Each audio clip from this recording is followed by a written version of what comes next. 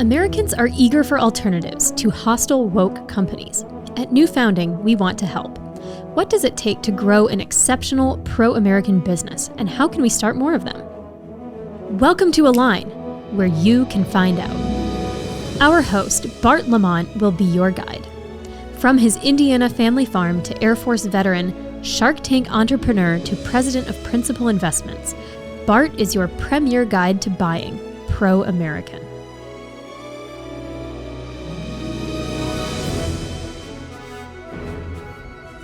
Thank you for joining us again on the Align podcast. Our guest today is Mr. Gent himself, Ben Davis of the Gents Place and Rascal Men's Grooming Products. How's it going out there today, Ben?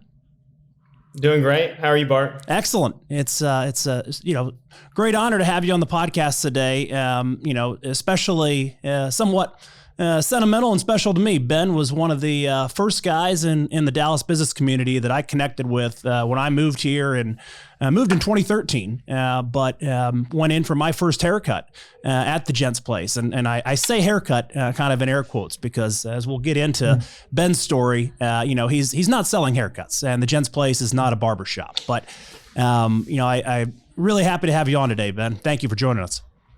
Yeah. Thanks for having me. So when I came in, found, of course, clicked on your Facebook link, heard about the Gents Place, said, man, what is this place? This is not a barbershop, offering top shelf, nice pour bourbon, phenomenal hardwood, beautiful, beautiful decor. Went in, had the best haircut of my life and came out and a day or two later had a personal LinkedIn outreach from Ben Davis. So is that still standard practice? Is that something you still do yourself? Yeah, I mean, we started advertising on Facebook right when Facebook ads first came out. So we opened the Gents Place in 2008. And one of the things that I didn't know how to do was direct mail, TV, radio advertising, all the traditional marketing, but I was on Facebook and knew social media quite well. So we started running Facebook ads right at the very beginning. And still to this day, we've got a really great kind of marketing funnel that finds people like you online, brings them through the Gents Place experience, and then reconnects with them afterwards and tries to create a deep relationship with as many of these guests and members as we can. Excellent. So for all of you watching online, if you'd like to visit the gentsplace.com or rascalman.com, rascalman.com. Would love to have you go out there and support Ben. We'll get into the story a little bit there, but I wanted to read one line off of your website there, Ben, that really stuck out to me. It says, and this is talking about you and the founder's story. It says, his guiding doctrine is a contagious philosophy that men who look their best do their best. And Ben has a steadfast devotion to helping men achieve this. That's a really powerful mission. How does that drive you, and what kind of guided that philosophy? Yeah, so one of our business partners and owners in the Gents Place is Emmett Smith, and I remember meeting with him the very first time and presenting an opportunity for him to be a partner in the business. And I said, Emmett, what we really believe is that when you look and feel your best, you do your best. And you could see Emmett immediately kind of smile. And he said, when you look and feel your best, you perform your best. And he said, me and Dion and Irvin way back in the day had this belief that how we showed up to the world and to ourselves was our personal brand. We wanted to create a personal brand. And if you remember, for those of you that are old enough, you remember and look back, look at the early 90s and mid 90s and how Emmett Smith and Dion and Michael Irvin showed up when they weren't on the football field. And they showed up looking and feeling their best because they knew that that was going to allow them to perform their best in all aspects of their life. And so Emmett and I connected on that. And I think it's a fairly common belief amongst all of our members, whether they're 20 years old or 60 years old or everywhere in between, is that how you show up to the world and to yourself is your brand. It's meaningful and it will influence everything that happens in your life. And so for us, our part in that at the Gents Place is to not sell a haircut, as you mentioned, but to sell emotions, to sell feelings to our guests and members so that when they do walk out back into the world, they feel something different and can do something different. That's incredible. I had a drill instructor in basic training in the Air Force that always said, if you look good, you feel good, right? And I think if you show up to perform, I mean, that was always, everyone said, why in the world, a cleanly starched uniform doesn't win wars. But you know what? Someone who actually does feel their best and believes that they are in their top, obviously physical fitness, things like that are paramount as well. But I referenced earlier that you're not selling haircuts and you don't run a barbershop. Can you kind of get us in the mind and we don't need to talk any more about the Cowboys in this episode. Sadly, this is another one of the next year seasons, right? But can you help me if I'm doing my math correctly? You started the Gents Place in 2008. And so you said, for those of us old enough to remember the Cowboys in their heyday and glory days, what were you, about 25 when you started the business? 25 years old, yeah. Wow. And so were you married at that time? Was your wife Lauren, 3 kids here in Dallas? Before we dive into Gents, just tell me a little bit about the family. Were you both from Texas? How'd you get here? Yeah. So I think I guess it was several years ago. My wife and I have been together longer than we were not together in our lives. So we met when we were 16 and had 3 kids early on. So Benjamin is 15, Pierce is 14, Caroline is 11. And we started the business when I was 25 years old, she was 24. I'd worked at a startup internet-based insurance company for a few years right out of college, was a 5th employee there, grew it really rapidly, and then was ready to strike out on my own and start my own business. And I've always been wired as an entrepreneur, started some businesses in college, but I was ready to do it. The thing that I did not know, but my boss did, is it was 2008. It was the worst economy he had ever seen. He was the head of global recruiting at Bain Consulting. He founded the Bain Consulting office here in Dallas. He had a Harvard MBA. So he's saying, Ben, do you know it's 2008 and it's the worst economy I've ever seen? Do you know that you have no experience in this industry? I know you know that your son, who's 6 months old, just had a 12-hour open heart surgery that saved his life, and he's going to have more. What are you going to do for health insurance? Why are you starting a luxury business on top of that in an industry you know nothing about? And so I was 25 and confident and naive at the same time.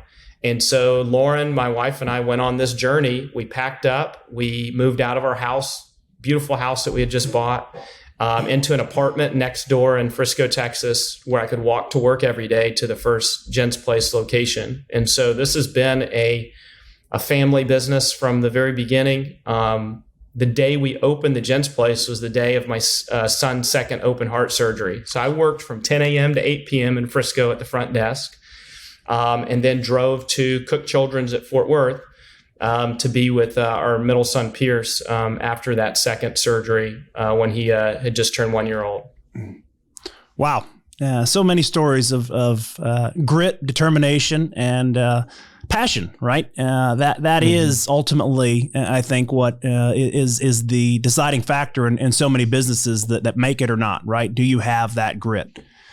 So what was the inspiration, right? How did you decide, I'm not going to sell haircuts. I'm not going to open a barbershop, but I'm going to open a lifestyle and the Gents Place. How'd you recognize that demand in the market?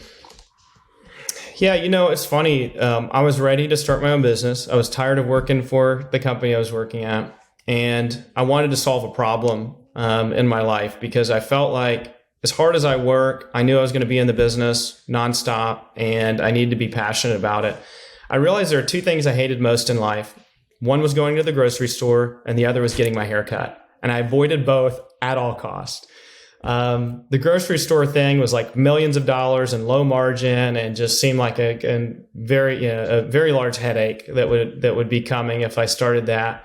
But this haircut thing was really interesting to me, and so I started to look around at different businesses, business models, franchises, and everywhere where I went in, it seemed like the idea was there. They had a similar idea, but the execution was off. it just seemed like a facade. It was a XYZ clips joints, but nicer wood paneling on the inside and a beer. And so decided to, it was like a decision point. I could sign up for a franchise with a company and pay $35,000 and 6% of sales in perpetuity. Or I could make $35,000 in mistakes and 6% of sales in mistakes doing my own thing. I would end up in the same place economically, but the second path, I could actually change it to what people wanted, because I didn't think these other guys had it figured out. And so I took the second path, and I did. It changed a lot. What we started with is not where we are today. And I'm grateful to have gone on that journey, made a lot of mistakes, cost me a lot of money, but was finally able to settle in and get it right. Right. At least in my opinion. So here we are 14-ish years later. You've now got over a dozen locations in 5 different states. Yep. So we've got 11 locations open, had 13 before COVID, and we've got over 20 licenses awarded. So we've got a lot of locations in development. Excellent. Well, I want to get into COVID and all the impacts, on a business. And, COVID wasn't your only impact on the business there. But as we talk about kind of, the growth of the business from that first location in Frisco, how did you make the decision to, obviously we both have experience in franchising, and the Dallas Franchise Expo is going on as we speak. I think that's a classic question that a lot of entrepreneurs have to ask is, do I buy a franchise? Do I start my own business? But then once you have a strong operating model, as you did in Frisco and how did you make the decision to go down the franchise route? Yeah. Well, it's kind of funny too. It's like I'm talking out of both sides of my mouth. I had an opportunity to join a franchise, and I said, to hell with that. I'm going to start my own, right? And do it myself.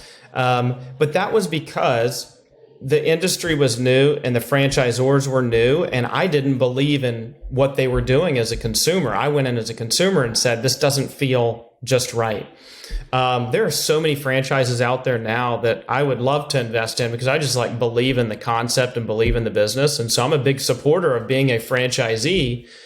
But the number one thing is, do you like what that franchise is doing? Do you believe in their values? Do you believe in the future of the business? Do you believe in the business model? And if you find yourself going, well, I like it, but I would change these 3 things and these 5 things and these 10 things, maybe you should start your own business, right? If you're trying to change everything that has been built. The reason why we franchise, though, and looked at that corporate model versus franchise model is, I think part of what makes the Gents Place really successful is having that local ownership representation. The classic kind of shaking hands and kissing babies. We do events at the location. We do whiskey tastings.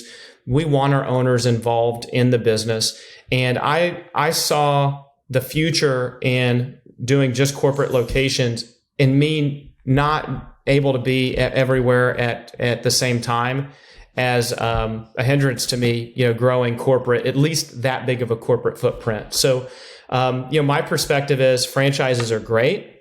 If you're a prospective franchisee, make sure you just believe in the business and the brand values as if it were your own.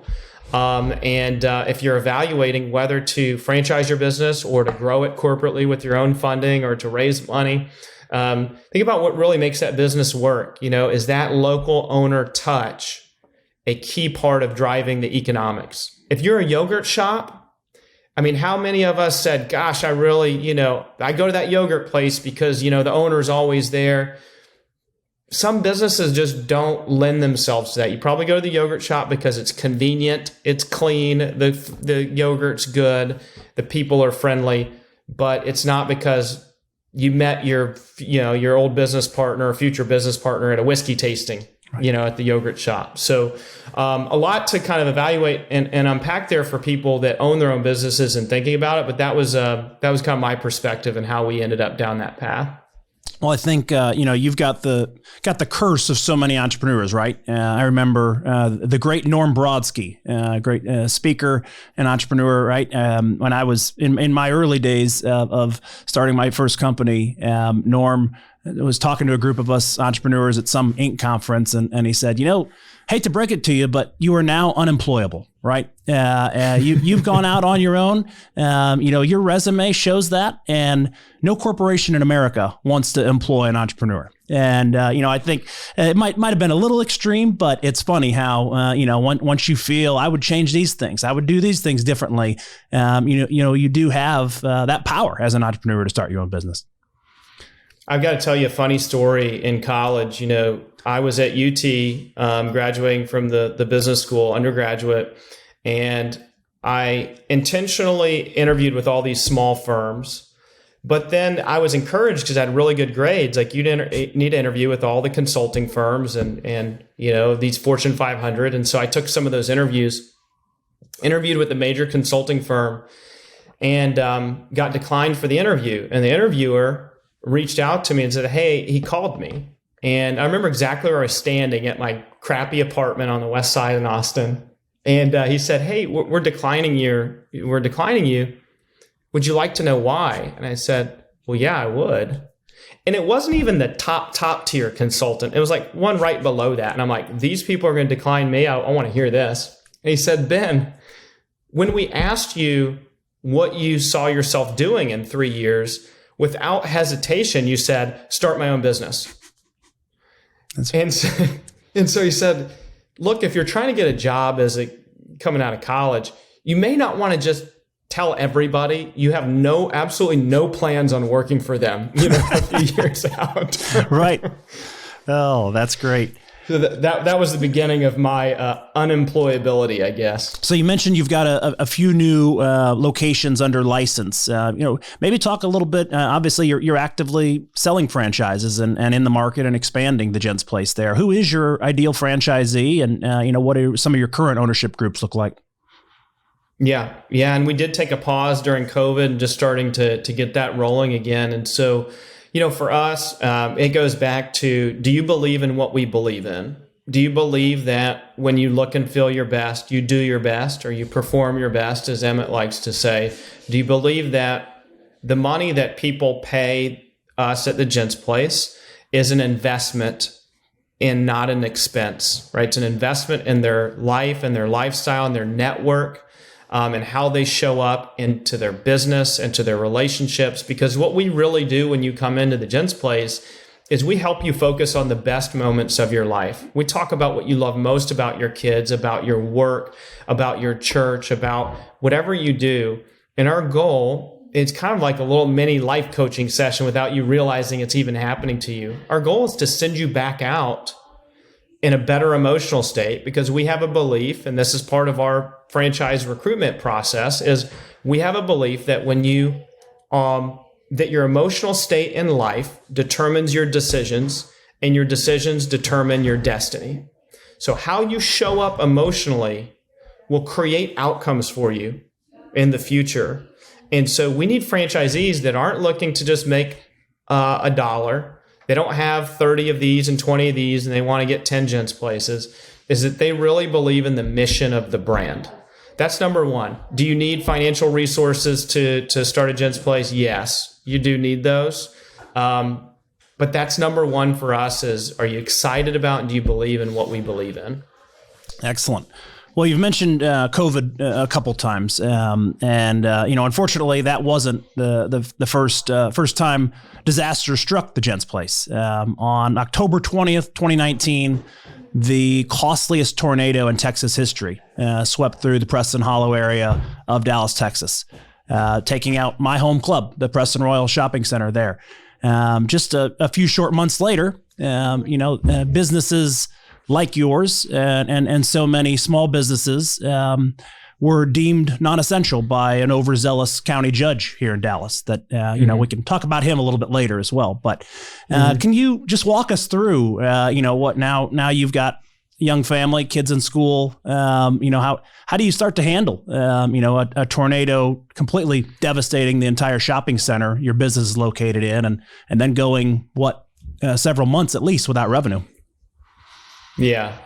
It's, Man, all I can say is that, everything that has happened to date has been a blessing in disguise, and we are in a better place as a family, as a business, financially and otherwise, because of what's happened, not despite what's happened. But we did get a direct tornado hit. It was awful, and dealing with all of that with the landlord, the insurance companies, everyone's trying not to pay you. And then as soon as we got that, kind of righted, then COVID hit.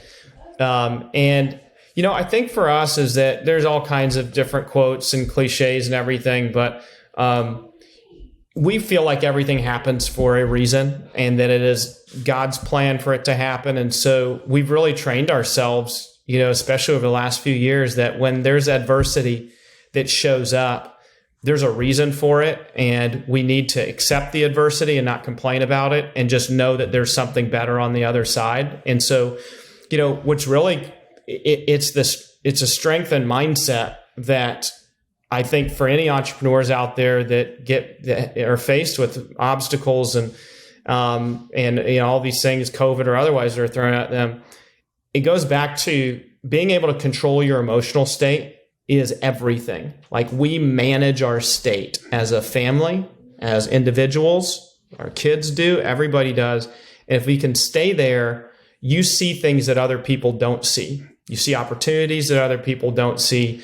And that's, for us, that's the trick. That's the magic. That's the secret sauce, is staying in that place. And so that's how we've been able to weather the storm. We've capitalized on some opportunities because of that. And I'm grateful for it, man. I really am. Well, that's so inspiring to hear, right? That same belief structure, not surprised, right? With a successful business, and, you put God, family, country first. And I think it's one of those beliefs that if God brings you to it, he'll bring you through it. And, it's really powerful to hear that in practice, because it's easier said than done, right? I'm sure there are many times that you think, wow, you know what, how could this one hit again? Right. But keep doing what you're doing. In that same kind of God, family, country mentality, one of the things, I've always been impressed with is your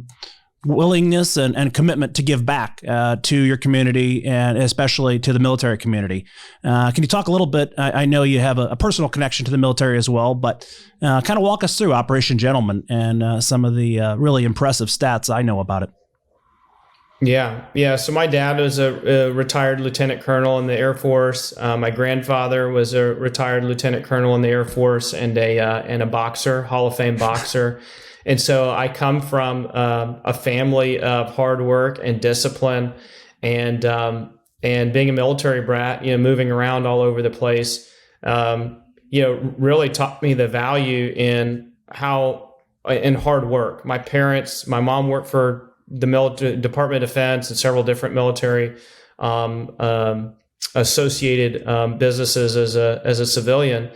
But they were always working so hard. Like, I remember, I was just telling someone recently, my memories as a kid were my parents would be gone before I woke up, but my mom had cooked dinner that morning. Like, she was a master of the crock pot, but dinner was cooked. And so I went to school, and I'd come back, and my parents still weren't home, but they'd show up at 6:30 or so, and I'm eating, and my mom would start laying saltillo tile and renovating the house, like until midnight or 1 o'clock in the morning.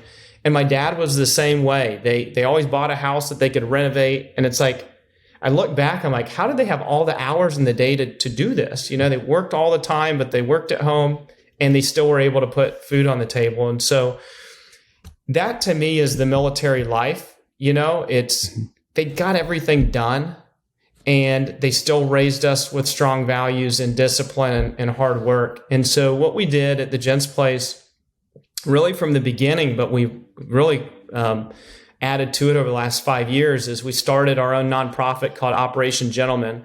And the main purpose of Operation Gentleman is to take care of our veterans and homeless veterans. So every membership at the Gents Place feeds a homeless veteran. We've donated over 26,000 meals so far to homeless veterans. We do a Haircuts for Homeless event the second Sunday of every month. in Dallas. A lot of those people are veterans, and we do a suit drive every September. We collect suit and business attire from all over the country, all of our locations. And then we do a massive event at Fort Hood at the Warrior Transition Unit in Killeen, Texas, every November to help the military men and women that are transitioning back into civilian life look and feel their best. So it's kind of right in alignment with our company values. There are a bunch of other little things that we do, but the main thing is everything that we do, every dollar that we make, there is a portion of some of that dollar that goes out to supporting many causes, but especially our military men and women. Well, thank you for all you do, of course, for the veteran community, but the homeless population and those in need throughout all your communities there. Speaking of community, obviously your wife, Lauren, has made quite a name for herself recently in some of the Dallas community as a loving mother of 3 children in schools, as a true defender of freedom. Can you kind of walk us through what your family has faced during these challenges, fighting against a unconstitutional mask mandate in the Dallas school districts, and sadly then the targeting of your businesses afterward, in some of the aftermath of that? Yeah, there's something that I discovered throughout COVID. Embarrassingly enough, Lauren taught it to me, and I should have known it before. But, she asked me a question about our Constitution, and she said, does our Constitution give us our rights? And my immediate answer was like, yeah, our Constitution gives us our rights. And then she properly educated me that that's absolutely wrong, that we have God-given rights. We have inalienable rights, and the Constitution exists to protect those. That the government is not here to give us rights and take them away. And that, to me, was a turning point just in my line of thinking. She arrived at it sooner than I did. But that's kind of the basis of how we've been operating as a family collectively over the last 2 years, is that we have rights that were given by God, and the government exists for different reasons than to give and take those away. Fast forward kind of through the last couple of years to the last several months, is that the school district that my kids were in put a mask mandate in place 2 days before school, with no notice, last minute. The 11th hour. And in no preparation or planning for how you would actually handle students that may not be able to do that. Students with medical exemptions, for example, or students that, simply did not want and parents that did not want their God-given rights to be violated and taken away from them. So, the long story short is that our kids did show up as patriots because they wanted to do it, because my wife in particular gave them the knowledge and the values, and the kids had the understanding of how, America works, to not show up to school with masks. It just so happens that both of my kids have medical exemptions from wearing masks. I told you about my son earlier, who's had multiple open heart surgeries. The doctor said absolutely no mask for him 8 hours a day. And my daughter also has had major medical issues. Despite medical issues, despite us standing up, the school district, the parents, and so many other people did try to wreak as much havoc and damage on our businesses and our personal life as they possibly could. But like I said before, when adversity strikes, right, it's an opportunity to get on the other side of something stronger. And we had to pull our kids out of the public school. One of my oldest is at a Christian school now. The other 2 are homeschooled, actually being taught here right now. Is we could not be in a better place as a family. And we are grateful for this happening to us and really for us. But what that caused Lauren to do, my wife, is that she was tired of seeing the government reach in and give us rights and take them away. It's crazy, but there are people, even seeing this on social media during her campaign, saying, I feel more comfortable with a known entity to give and take my rights away instead of this fictitious God thing. So that's what we're fighting against, right? So she decided to run for Dallas County judge as a conservative, not as an extremist, not as, an alt-right, not as anything that, you might want to label on her, but as someone simply that is passionate about educating people on our Constitution, what it exists for, what the government exists for, and getting back to common sense and restoring freedoms for our citizens, because a lot has been taken away and it needs to be given back. Well, we're so excited she stepped up and is accepting the challenge to take back those freedoms. If you'd like to see her website, it's davisfordallas.com. So you also were targeted some, right? Your business, because of her stances, your family's stances out against, the woke monster there. Can you talk a little bit about how you answered some of that targeting and, any other tips you'd have for other business owners out there that, finally have had enough and are committed to standing up and doing what's right and defending their values and freedoms? Yes, I'm so glad you asked that. Like, this is a topic I'm so passionate about because it happened to me.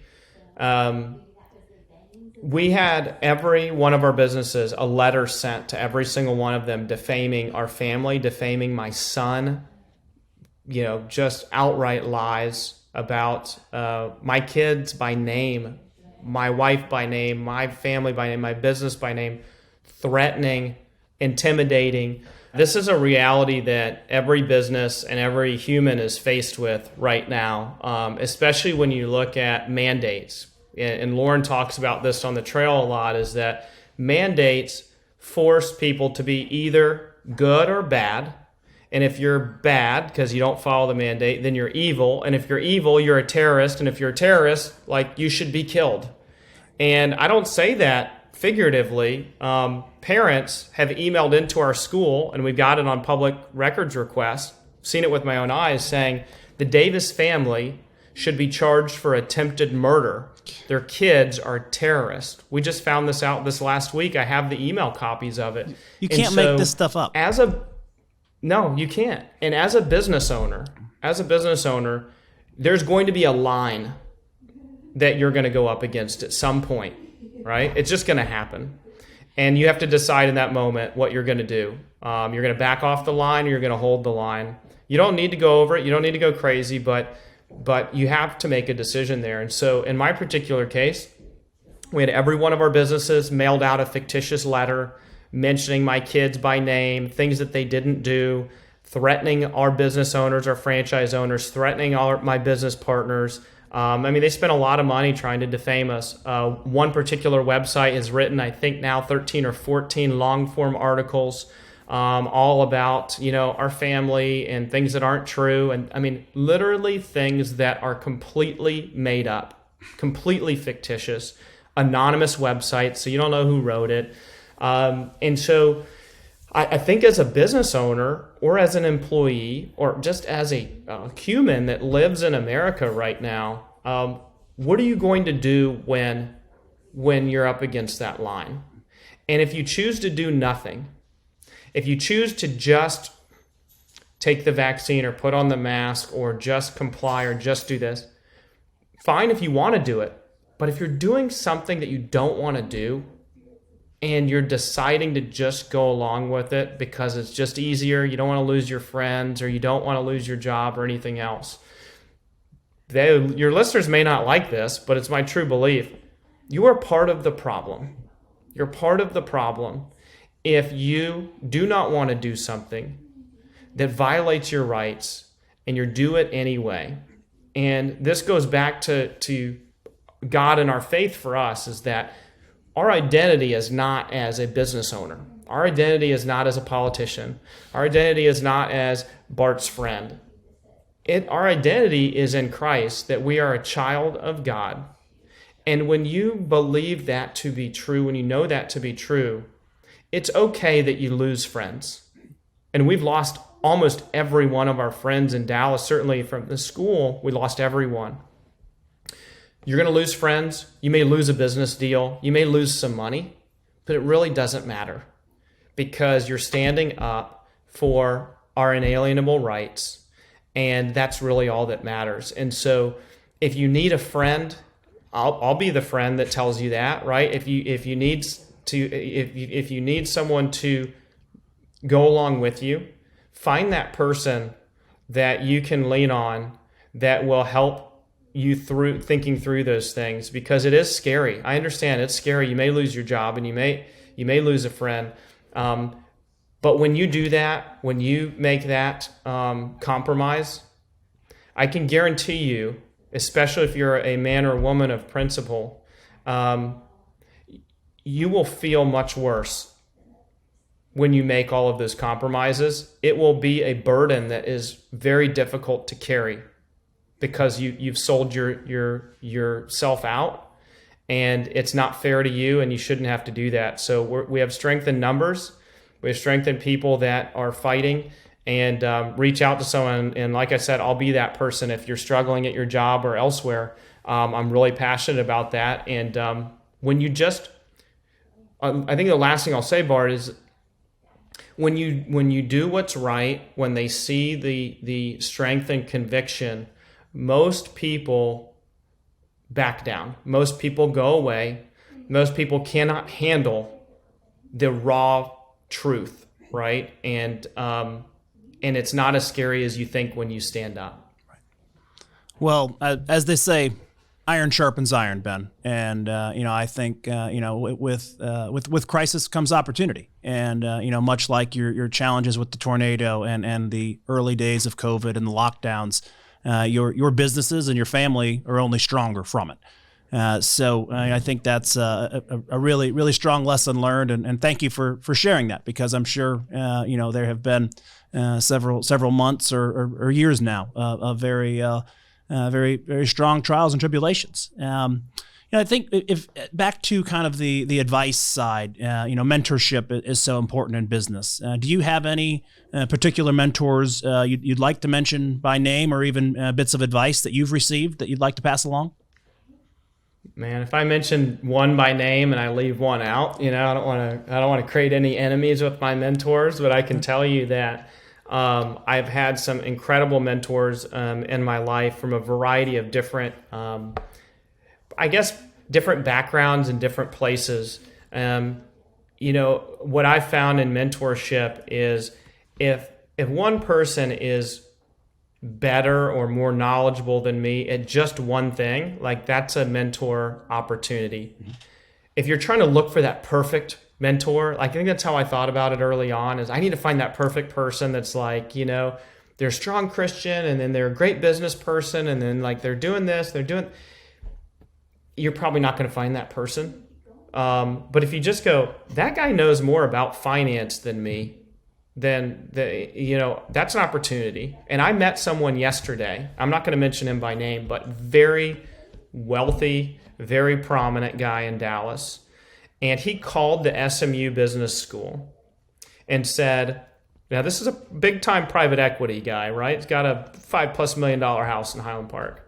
He called the SMU Business School and said, I'm really not happy with my finance skills. They need some sharpening. I'd like to hire one of your MBA students to tutor me for 4 hours a week.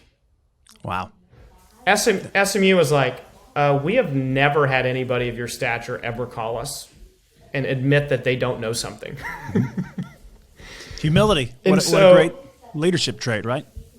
Amazing. I mean, this just happened yesterday at a coffee meeting. I'm like, wow. Like that, when you're looking at mentorship, he just very wealthy guy, but he needed to sharpen his skill on finance and reached out to somebody 30 years younger than him to do that.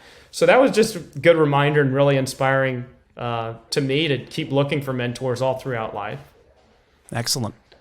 Well, I always say when you're in business, it's always easier to find new businesses, right? And that's a curse of some entrepreneurs, I think, that you have to be careful for, right? That you're not out chasing shiny objects. But obviously the Gents Place started it all, gave you some awareness of the marketplace, and from that, I'm assuming Rascal was born. Can you kind of talk to us about the Rascal line of products and your inspiration there and what all you offer. Yeah, there are two businesses that came out of Gents Place: Rascal, our product line and distribution company, and then Rescon, or Resconcierge, which is our omnichannel support company. It does all the phone and email and live chat and text messaging service for the Gents Place. So those kind of three companies together are what make the Gents Place work really well. But Rascal, as a standalone men's grooming brand, we were importing products from all over the world. And no kidding, this is the impetus behind Rascal is we were importing this Italian toothpaste. And we were waiting on this toothpaste to get in. And then finally we got a call and it's like, hey, the toothpaste fell off the ship. And we're like, what? Like, yeah, it literally fell off the ship coming over. And we're like, oh, this is ridiculous. Because we were having so many problems importing from Europe. And that was like the straw that broke the camel's back. So we decided to start our own company to protect our supply chain. We needed products in our back bar to use for shampoo and conditioner. We needed products on the retail shelf. And that toothpaste stories is one of several issues that we had. So started the business in 2014. Full line of products, shampoos, conditioners, pomades, skincare products, shaving goods. And it's our top selling brand. And we've started to expand that out online and through other retailers outside of our Gents Place locations. And it's gone really well. And so I love that business. It's a different business than the Gents Place, obviously. It's a product-based versus service-based, but it's been a fun ride to go up that learning curve of consumer products. That's really impressive. And so those products, I think it's interesting, right? As the world has, or at least the United States and most of the world has learned, through this current supply chain crisis, you by virtue of necessity, you just strengthen your own brand, your own products by bringing them a little bit closer to home and putting that much more control in your business. Yes.